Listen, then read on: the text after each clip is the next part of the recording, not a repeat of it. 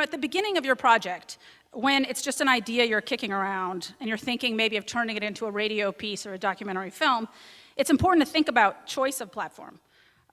So you start out, there's something you want to get out there. Is it best suited to radio? If, for example, you've got some incredible scoop or some interesting piece of information and there's an anonymous source who doesn't want to go public talking about it, that might make a really great radio piece, and that's something to consider even if you're working in film.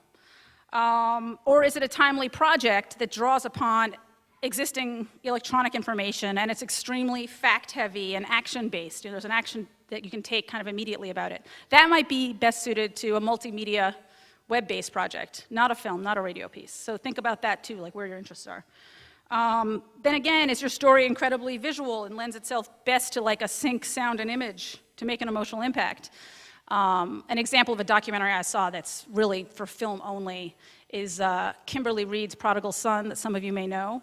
And that was a film that we featured at one of our Arts Engines DocuClub sessions, and I moderated afterwards. And it's a film about Kimberly Reed's personal transformation from being a man to being a woman, and she has footage from when she was a quarterback in her high school. And then, in addition, there's tons of footage in the film of her now as this blonde bombshell woman. And, that just wouldn't play the same way on radio, and it wouldn't be the same on the web, and it wouldn't be the same in a book. Like, that's for television, ladies and gentlemen. It's good to have a sense of where your strengths are.